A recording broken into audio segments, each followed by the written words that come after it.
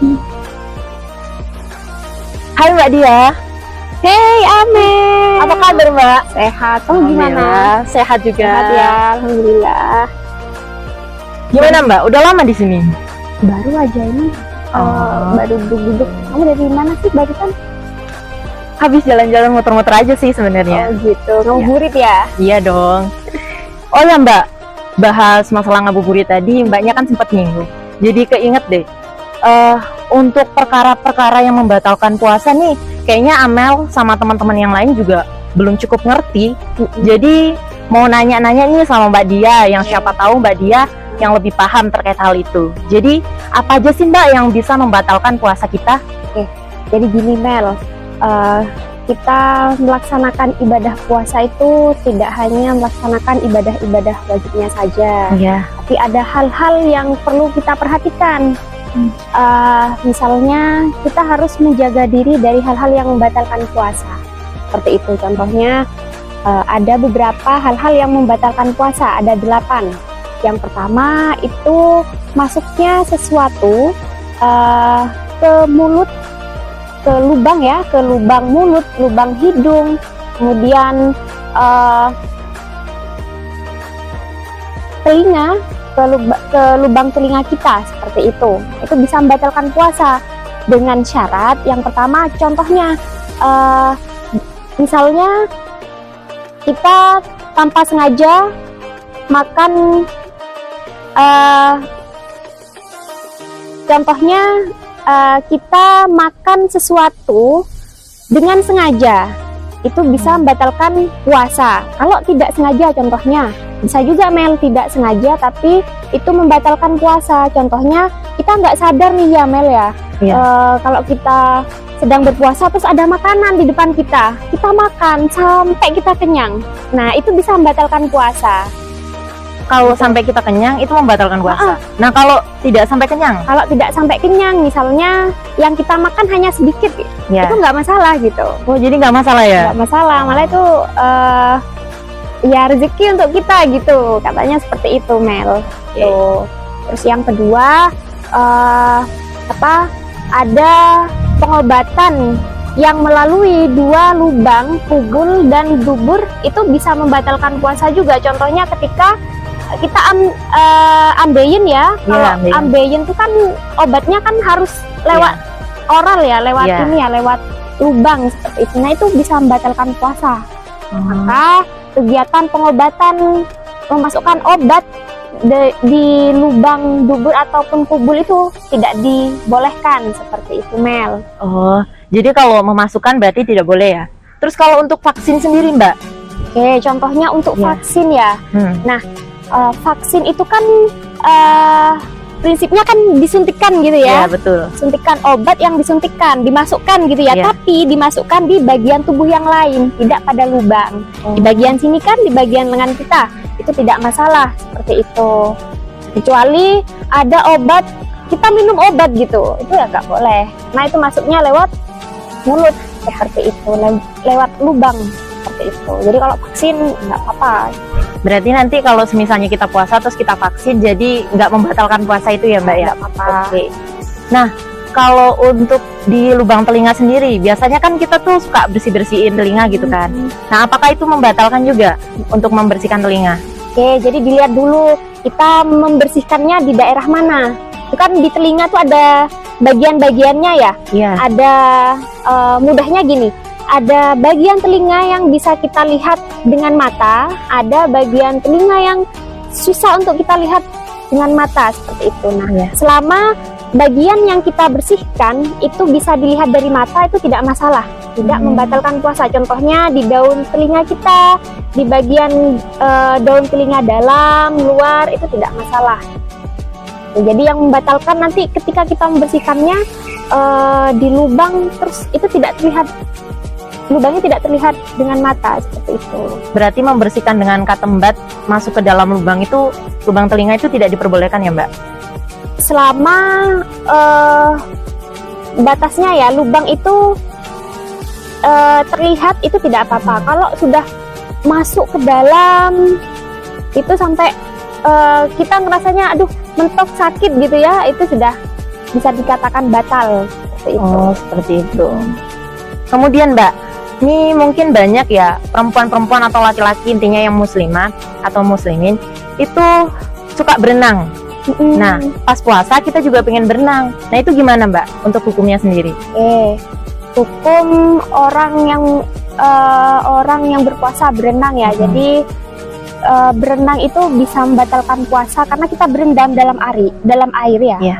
Kita berendam dalam air itu berpotensi masuk lewat lubang kubul ataupun tubuh kita. Contohnya ketika kita kentut, ada udara yang keluar dari lubang kita, dia kan keluar di air itu, nanti bisa masuk lagi seperti itu. Jadi tidak diperbolehkan untuk berenang, untuk berendam seperti itu. Karena kemungkinan besar bisa membatalkan puasa ya Mbak? Betul. Nah, mungkin dari tadi itu pembahasannya terkait apa yang masuk dan apa yang keluar ya Mbak dari beberapa lubang itu. Nah, kalau untuk hal-hal seperti mungkin kita gibah ya, kayaknya gibah bukan menjadi rahasia umum lagi, sering kita lakukan. Jadi apakah itu membatalkan puasa atau seperti apa Mbak? Jadi gibah ya, apakah gibah itu membatalkan puasa? Ya. Sebenarnya gibah itu adalah kegiatan kita ngomongin orang gitu ya. Ya betul. Gosipin orang gitu. Jadi ketika bulan puasa, bulan Ramadan, kita diperintahkan untuk menahan diri. Tidak hanya menahan diri dari makan, dari minum, dari melakukan hal-hal yang mampu membatalkan puasa, tapi menahan nafsu kita. Nafsu bukan hanya bermakna secara dohir ya, tapi juga batin.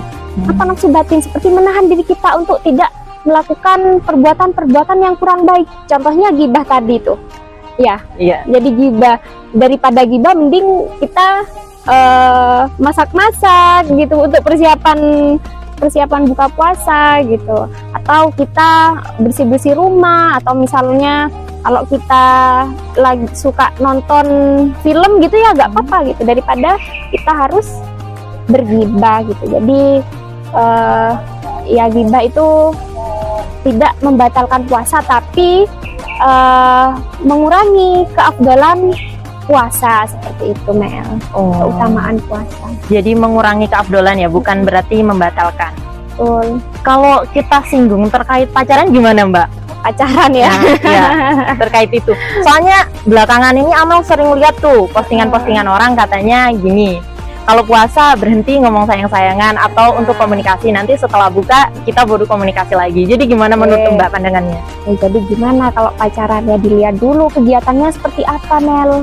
Ya, kalau kita mau ya ketika kita berdua gitu ya, berdua sama pacar itu kan berpotensi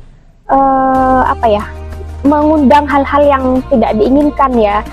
Salah satu hal yang membatalkan puasa itu ketika ada kita bersentuhan kulit dan itu menyebabkan mani keluar. Nah itu ya, jadi ketika puasa kita kemudian pacaran gitu ya, itu mungkin akan mengganggu ibadah kita. Lebih baik kita ya melakukan hal-hal yang bermanfaat aja seperti itu. Khawatirnya kita melakukan hal-hal yang tidak diinginkan seperti itu. Misalnya kalau mau bukber gitu Mbak, terus kita jalan berdua gitu ya, kan boncengan gitu ya. Ya kita harus bisa menahan diri seperti itu. Karena berduaan itu riskan ya, bisa menggoda iman seperti Betul itu. sekali. Ya, gitu. Gimana Mel? Nah, ini Mbak, ada lagi mungkin kejadian seperti ini. Kita nih lagi puasa. Nah, kita sering tuh lewat platform Instagram ataupun TikTok kita lihat mukbang gitu. Nah, ini gimana nih konsepnya pas puasa kita lihat yang mukbang gitu? Oke, lihat mukbang ya, sampai bikin ngiler gitu. Betul sekali. Sampai berhalusinasi. Ya, aku ya biasanya gitu nonton nonton YouTube. Iya. Nonton YouTube ini vlogger masak gitu ya. Iya. Food vlogger. Aku biasanya nonton food vlogger gitu ya. Ya itu tidak masalah ya, karena kan mungkin kita nontonnya itu untuk referensi masak kita nanti untuk sahur ataupun buka puasa gitu. Jadi ya kalau kayak menghalu makanan gitu ya, Iya. tapi nggak sampai masuk Iya. ke mulut gitu, nggak masalah sih Mel. Oh, jadi kalau menghalu saja tidak masalah ya, Nggak Mbak, ya? masalah. Baik. Karena soalnya kita udah menghalu di hati kita ada niatan untuk membatalkan puasa seperti itu, Mbak. Jadi takutnya nanti kayak gitu. Kan semuanya tergantung niat lagi. Betul. Jadi ya kita kontrol diri kita Iya. sendiri seperti itu. Ada batasnya. Jadi Mbak, yang tadi Mbak sebutkan kan baru 2 nih perkara yang membatalkan puasa. Kira-kira kan tadi disebutkan 8 perkara. Nah, sisanya yang 6 perkara ini apa aja Mbak? Boleh tolong dijelasin gitu. Oke, tadi 2 hal ya. Maksudnya suatu benda ke lubang hidung, mulut, dan juga telinga. Ya. Kemudian pengobatan yang melalui dubur dan kubul itu mampu membatalkan puasa. Ada lagi Mel, ketika kita haid atau nifas. Jelas ya kalau haid ya? Ya, jelas. Syarat orang berpuasa adalah suci dari hadas kan ya. Jadi ketika ada perempuan dia berhadas besar, dia haid, dia harus membatalkan puasanya seperti itu. Jadi harus batal puasanya, harus dibatalkan. Nah, beda halnya ya sama dengan nifas juga. Nifas ketika ada seorang perempuan yang melahirkan, itu dia akan mengeluarkan darah nifas ya. Iya, Setelah darah wilada ada darah nifas, dia harus membatalkan puasanya gitu. Karena memang perempuan yang nifas itu tidak memiliki kewajiban untuk puasa, tapi mempunyai rukhsah untuk mengganti dengan fidyah, mengganti dengan puasa seperti itu, dengan fidyah. Selanjutnya Mbak, setelah haid dan nifas nih, apalagi kira-kira? Apalagi ya?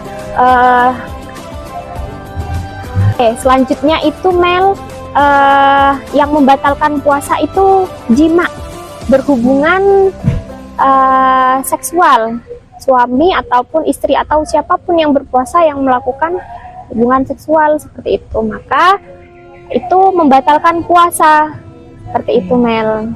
Ya. Sedikit paham. Tuh selanjutnya ini apalagi nih Mbak? Masih kurang 3 lagi. Jadi ada lagi nih Mel yang membatalkan puasa Mel. Apalagi Mbak? Tadi kan contohnya ketika kamu nyinggung orang berpacaran ya. Nah, iya. Nah, ini berkaitan juga dengan ini ya, yang membatalkan puasa, keluarnya mani.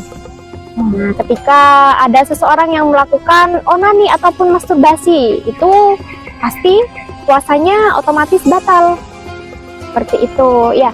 Terus ada lagi gila. Itu juga membatalkan puasa, tidak sah ya puasanya ya. Jadi ada syarat syarat orang yang berpuasa itu harus sehat akalnya. Maka kalau orang gila, ketika dia puasa tiba-tiba dia jadi gila gitu ya Mel ya. Jadi otomatis batal puasanya gitu. Kemudian yang terakhir itu ketika seseorang murtad. Oh, murtad. Jelas batal ya puasanya seperti itu Mel. Nah, ketika saat itu dia diwajibkan untuk bersyahadat setelah itu. Setelah bersyahadat baru bisa puasa lagi seperti itu ya Mbak. Baik. Mungkin dari 8 perkara ini kira-kira Mbak untuk nasihat lah, sedikit saran untuk kita semua, buat teman-teman juga. Saat kita berpuasa kira-kira apa aja sih yang harusnya kita hindari untuk tidak membatalkan puasa atau mengurangi pahala puasa kita gitu? Oke, pertanyaan bagus ya Mel ya. Jadi puasa itu bukan hanya melatih, jadi melatih puasa itu tidak hanya persoalan ibadah kita kepada Tuhan juga ya, tapi ada beberapa hal yang harus kita tahu. Manfaat puasa itu juga baik untuk kesehatan kita. Ketika kita berpuasa di medis ya, itu dalam tubuh kita itu terjadi kegiatan atau autofagi. Autofagi itu merupakan kegiatan di mana sel-sel tubuh kita itu memperbaiki mengganti sel-sel yang rusak dengan sel-sel yang baru. Jadi puasa itu otomatis membuat tubuh kita sehat Mel. Jadi sel-sel kita tambah muda gitu ya. Iya. Yang awalnya rusak, yang awalnya sudah tua itu diganti dengan sel-sel baru, sel-sel yang muda seperti itu, Mel. Ya artinya kita melatih diri kita dengan puasa itu supaya jadi ibadah puasa itu bukan hanya persoalan nggak makan, tapi banyak hal yang manfaat yang bisa kita rasakan dan yang perlu kita jaga. Misalnya kita tidak bermaksiat, itu kan baik untuk diri kita ya. Betul. Seperti itu. Kita menahan untuk tidak makan pada waktu-waktu tertentu, itu kan baik juga untuk kesehatan kita. Oh, buktinya kita ada proses-proses yang baik dalam tubuh kita seperti tadi autofagi tadi. Seperti itu, Mel. Jadi puasa itu baik bukan hanya untuk keimanan kita, tapi juga untuk kesehatan kita. Seperti itu, Mel. Wow, sangat luar biasa Mbak. Terima kasih banyak loh ya. Maksudnya terkait sharing-sharing ini Amel jadi sedikit menambah pengetahuan Amel terkait apa aja sih yang perkara membatalkan puasa. Jadi Amel sangat berterima kasih sama Mbak Dia atas ilmunya. Semoga Mbak Dia tetap sehat selalu. Ya, Dan mungkin Amel juga mau pamit nih karena Amel ada kegiatan setelah ini. Oke, sampai jumpa, Mel. Sampai jumpa. Terima kasih Mbak. Ya, sama-sama.